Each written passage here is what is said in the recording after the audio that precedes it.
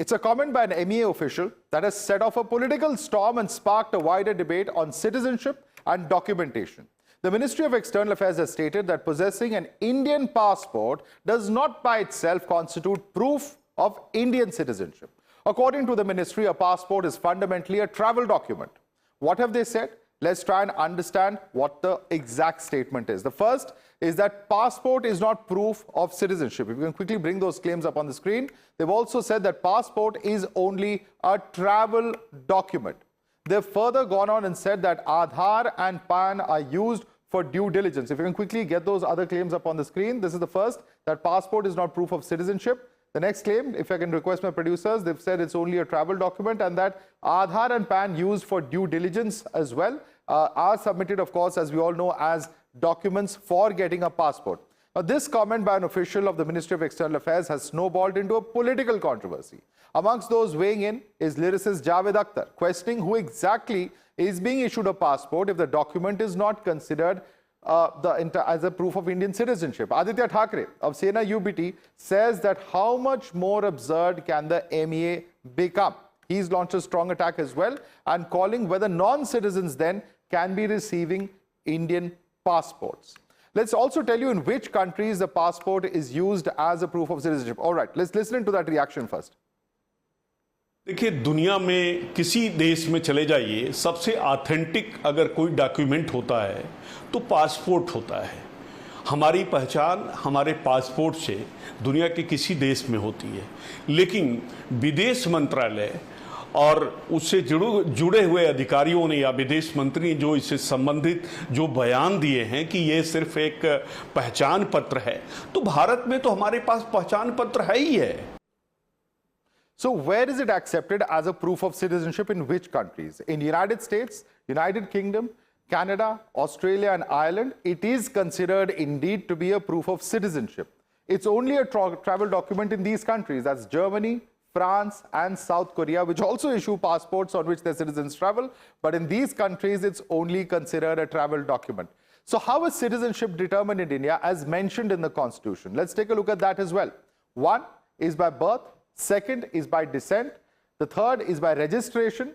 The fourth is by naturalization. And fifth is by incorporation of territory of a portion or an area where you're already a citizen. Now, with the MEA's official claim, critics are raising tough questions. The key question, can a passport be issued without proper verification of citizenship? Critics are also asking whether Indian passports, after MEA's official statement, can be given to non-Indians then. Another point that has been put forward by critics is that what exactly does the policy verify before granting an Indian passport? And this claim by MEA, does it lower the credibility of Indian passports in other countries as well? Those are some of the questions that are coming out of this entire debate. Let's quickly take this across to our guest joining us. With us is Veena Sikri, who's a former High Commissioner of India to Bangladesh. Veena Sikri, what's stated by the MEA has sparked off a set of angry responses online. You would have also seen them. There are those who are questioning that if the Passport Act specifically says that a passport is only going to be given to a citizen of India and not of any other nationality, then does that not automatically become a proof of citizenship? No, the two things are not automatic. In fact, as you have yourself pointed out, there are countries who accept the passport as the final statement of citizenship, but there are countries who do not. Like Germany, for example, does not. And so in that sense, India, the Ministry of External Affairs is reflecting the legal position. Legally, in the Indian system, the passport cannot be taken as proof of citizenship. And actually, proof of citizenship lies with the Home Ministry. And I think it is to overcome this problem that we now have the decision on the NCR, on the National Citizens Register, where that will be actually the final proof of citizenship. And we know that in some countries, I mean, for example, when I was in Bangladesh, the army made a list, of who they consider as their citizens, and they maintain that database.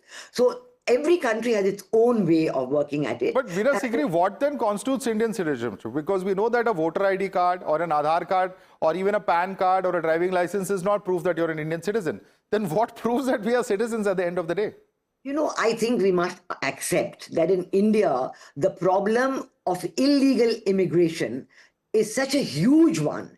And it is because of the illegal immigrants carrying fake Aadhaar cards, carrying fake voter ID cards, carrying fake ration cards. This has really complicated the matter. I do hope that with the recent SIR going on, a lot of these people who were claimed to have the right to have these cards have now been disproved, and they will no longer be in the voters list. So that will make the system a much more even-handed one. But I think that given the present situation, I think legally, according to the Home Ministry, which is ultimately the repository of the citizenship, has to be with the Home Ministry of every country. It's not only a country, in every country, it is the Home Ministry, which is the repository of the citizenship. And that's why the Home Ministry has announced the National Citizens Register.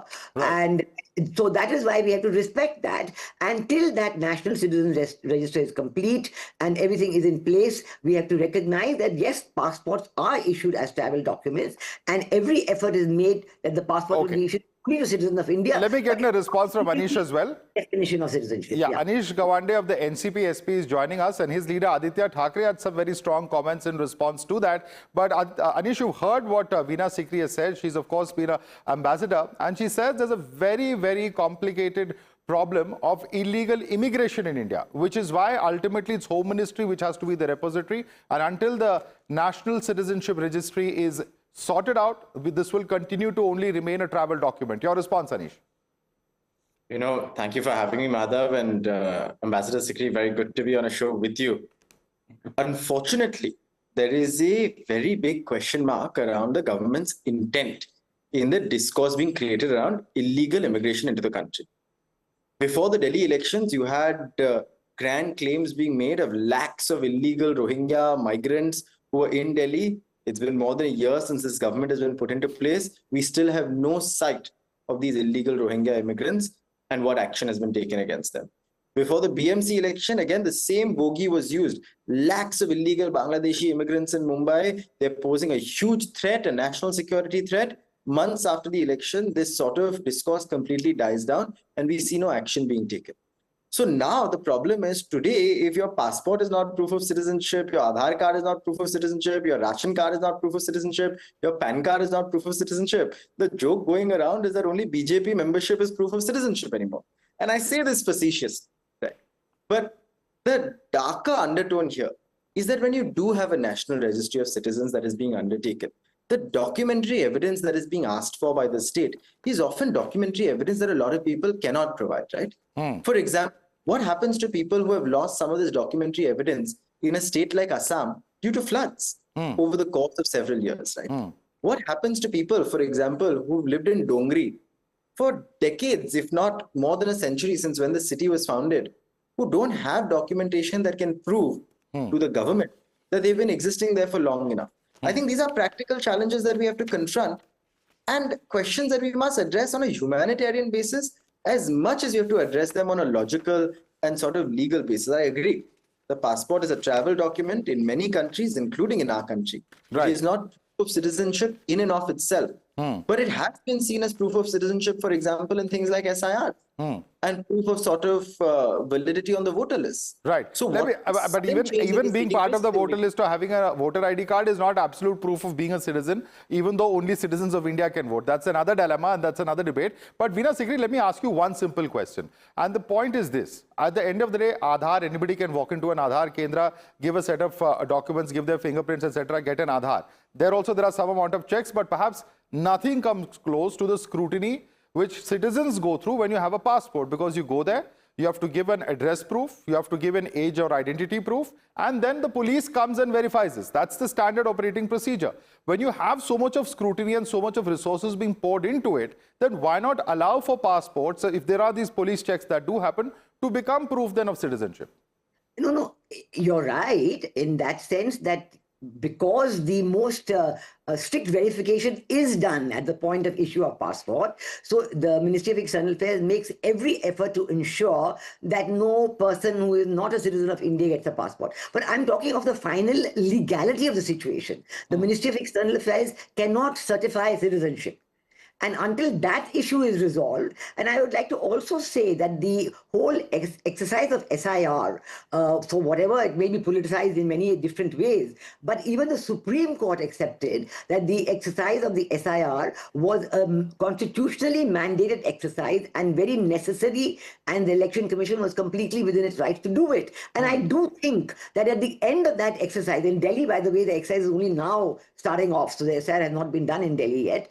And I do think that at the end of that process, we will have a much cleaner electors list, and from the electors list, that will already be a starting point and yet another proof of whether you've been, weeded out, whether the illegal immigrants have been all finally weeded out through the SIR process. So I think this is a process which is important for India to go through. We have not gone through it so far because there have been so many ifs and buts along the way. But right now, the government is doing its very best to tackle this process and to come to a final answer. The SIR is one process that will lead to the answer. I think weeding out now, for example, in the Aadhaar card that you mentioned, in the past, I've seen so many recent statements saying that fake Aadhaar cards are being weeded out. They've been checking and double checking and new format of the Aadhaar card, etc. So a lot of fake Aadhaar cards are being weeded out. So once this process is more or less clear, then I think that we'll have a much clearer picture.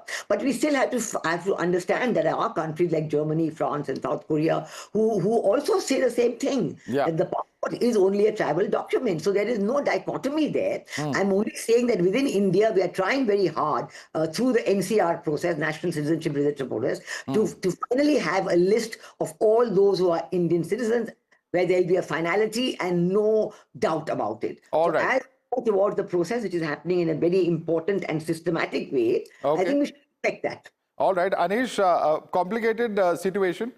So many decades after independence, we still are struggling to get that NCR done. But the larger point is this, that this is a legal point that MEA is making, and it's only on that legal stand, it's not on the desirability. No, the only challenge here, Madhav, I have no problems with the legal admissibility of a passport being considered as proof of citizenship or not. The problem is, what do you do when somebody cannot prove their citizenship, right? In a country of 1.5 billion people, it's not a handful of people who will not be able to prove citizenship. You bought in something like the CA, which says that if you're Hindu, you will be granted asylum almost automatically and citizenship almost automatically. Then it does beg the question, are you only going to exclude Muslims when they can't prove their citizenship? Whereas Hindus who can't prove their citizenship will be allowed to become de facto. Anish, I don't think this. We need to bring religion into this. This is a very religion agnostic sort of a debate. Let's not. Madhav, the problem here is that what happens? Assume at any given point, let's say 2 or 3% of this country, I'm not even taking it further, cannot prove citizenship. Right? We are unfortunately not creating robust enough mechanisms. And this is a problem this country has faced in the past as well, right? You've seen this problem, for example, when you had vast amounts of illegal migration from Bangladesh during the Bangladesh war. That's exactly what Veena Sikri is also saying, that you have the problem of illegal immigration, which is why it is difficult to bring out this list. But what is the solution? What do you do with somebody whose citizenship you cannot prove? That's exactly why we're having this debate, to try and find that solution. And I want to ask, but allow me to come in. Anish, sorry, I'm interrupting you. But Veena Sikri, what I find is that there is a huge irony in all of this. And you know what the irony is? The irony is that those who are citizens in other countries, they are issued OCI cards, an overseas citizen of India. But the citizens within India don't have proof that they are citizens. Yeah. Well, even the OCI cards, there are a lot of more restrictions that have come into that. It's no longer so easy to get an OCI card because of the problem that you exactly mentioned of the tendency to misuse any facility that is given. But I think that, you know, when we talk about the large number of illegal migration and the problems it has caused, I think another way out that the government has now had the new law they have adopted, that if a person is doubted, then a detention center is created in every state, in every big city, and a person of doubtful citizenship can be sent to the detention center. We've seen in West Bengal, for example, that after the BJP came to power and Mamata Banerjee, who had been encouraging a lot of illegal immigration from Bangladesh, now when the new law came, and then Mamata Banerjee also lost power, we see people who are voluntarily wanting to go back. They're not being pushed back at all. This word of pushing is completely wrong because these people are voluntarily going back. They don't want they don't want to go to the detention center Okay. because let me explain why they're voluntarily going back. They're voluntarily going back because if they go to a detention center, they will become a proclaimed offender, and that will be difficult for them to ever come to India. So they'll get into that legal tangle, which will then be difficult for them to come out. Let's leave it there. I'm sorry, completely out of time, so I have to end the debate right now. But a fascinating debate. I suspect this is also going to be one debate where we're going to hear a lot of commentary in coming days. But Veena Sikri, Anish Gawande, thank you so much for joining us on this edition of The Briefing Room.